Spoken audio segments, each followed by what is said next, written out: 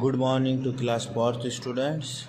Welcome to Ascent Online Classes, Chapter 2 Computer.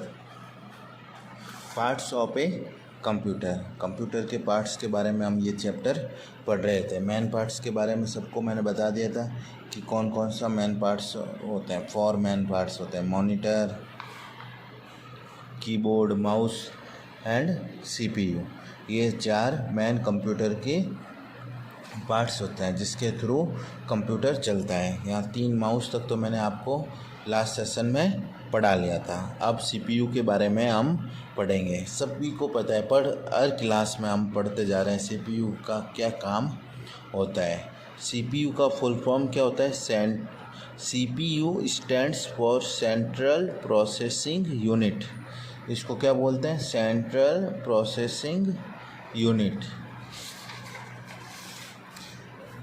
इस तरह से ये सीपीयू होता है. सबको देखा हुआ भी है. It helps the computer to think and do all the calculation. और ये कंप्यूटर का क्या ब्रेन होता है और ये सभी तरह की इंफॉर्मेशन को क्या करता है? रीड करता है, रिसर्च करता है, फिर एनालिटिकल करता है, फिर हम लोगों को आउटपुट मॉनिटर के थ्रू शो करता है.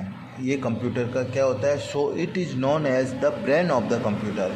अतः इसलिए इसको कंप्यूटर का दिमाग बोला जाता है, ब्रेन ऑफ द कंप्यूटर बोला जाता है. It helps us the computer to think, और कंप्यूटर को सोचने में, डज ऑल द कैलकुलेशन, सभी तरह की कैलकुलेशन करने में इसका उपयोगिता रहती है. इसलिए इसको क्या बोलते हैं? Known as the brain of the computer. The CPU is always kept inside a box. और जो CPU होता है वो हमेशा एक बॉक्स के अंदर होता है. ये एक बड़ा सा आपको बॉक्स दिखता है, इसके अंदर ही CPU होता है और इसी बॉक्स को CPU बॉक्स भी बोलते हैं और हम नॉर्मली इसको CPU बोलते हैं. This box is also known as CPU box. इसको क्या बोला जाता है? CPU box. अपन नॉर्मली क्या बोलते हैं? CPU. ये और CPU भी बोलते हैं. अब सीपीयू के अंदर क्या होता है कि कौन सा पार्ट्स क्या मेमोरी रखता है. तो इसके अंदर भी कुछ ऐसे 3 पार्ट्स में बांटा गया है जो सबका अपना अलग अलग काम होता है. It has 3 parts. ALU. ALU का फुल फॉर्म क्या होता है? ये तीनों इम्पोर्टेंट है ना.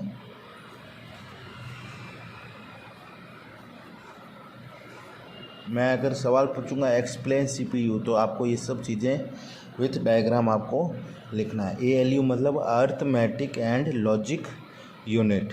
इसका मतलब कोई भी तरह की कैलकुलेशन होता है तो ये CPU के अंदर ये एक पार्ट होता है ALU, वो इसको बताता है.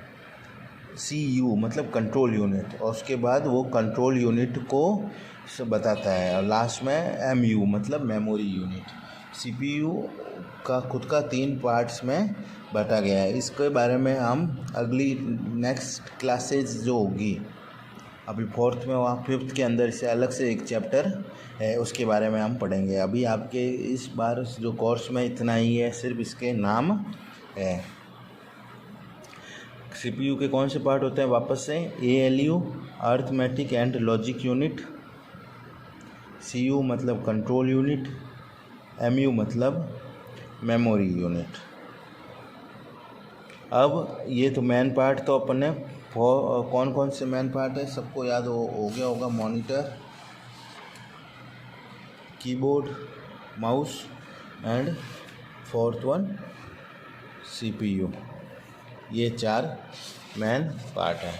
अब अदर पार्ट्स कौन कौन से हैं? अदर पार्ट्स कौन कौन से हैं इसके बारे में हम पढ़ेंगे. A computer has some additional parts attach to it. और बहुत सारे ऐसे पार्ट्स होते हैं जो कंप्यूटर के साथ में अटैच करके उसका यूज भी किया जाता है. Let's learn about some of them. उसमें से कुछ हम पढ़ेंगे. UPS stands for uninterpreted power supply.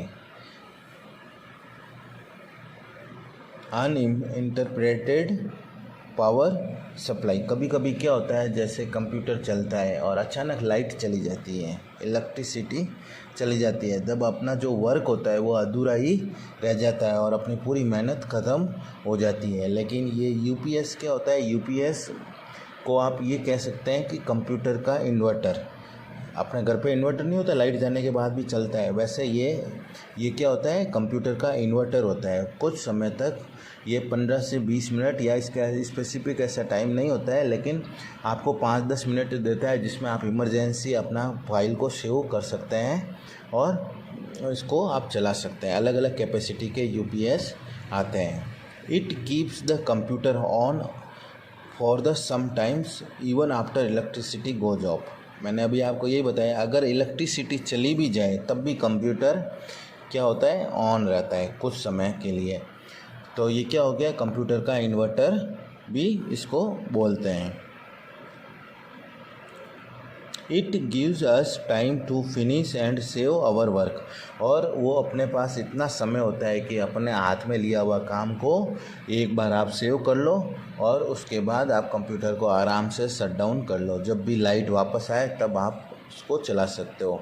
Inverter का ये काम होता है 5 से 10 मिनट तो आपके कंप्यूटर का आराम से बैकअप ले सकते हैं और इतना 5-10 मिनट में इजीली जो भी इम्पोर्टेंट काम होता है वो हो सकता है। अच्छी कैपेसिटी का यूपीएस होता है तो लंबा भी चल सकता है। ये same just like a inverter होता है, जैसी बैटरी होती है वैसा ही आपको यूज किया जाता है। अब हम पढ़ेंगे प्रिंटर। प्रिंटर के बारे में सभी को पता है कि पेपर को प्रिंट करने के लिए इसका काम होता है। A printer is use to take a copy of the information stored in your computer on sheet of paper. और प्रिंटर का यूज होता है जो भी अपना काम किया हुआ है उसको हार्ड कॉपी में लेने के लिए इसका उपयोग किया जाता है और प्रिंट की सहायता से प्रिंट पेपर बाहर आ जाता है। जो प्रिंटेड कॉपी और paper is called the print out या हार्ड कॉपी। ये इम्पोर्टेंट है, ये आपके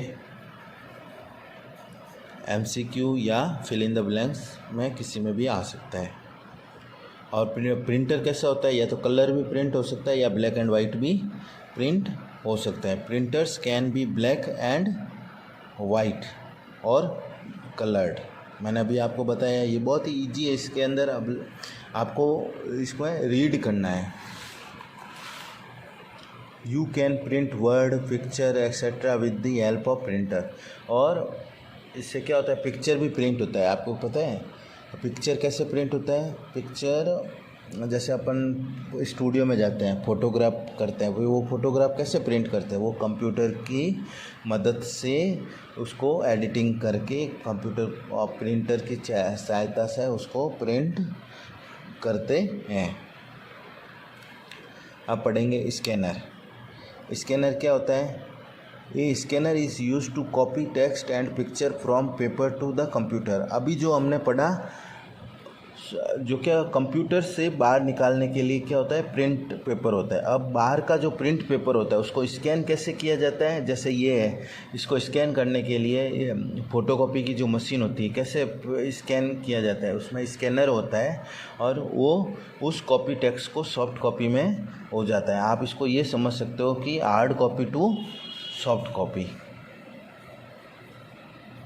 हार्ड कॉपी मतलब प्रिंटिंग से टू सॉफ्ट कॉपी, इसका काम होता है वापस सॉफ्ट कॉपी में बनाने के लिए।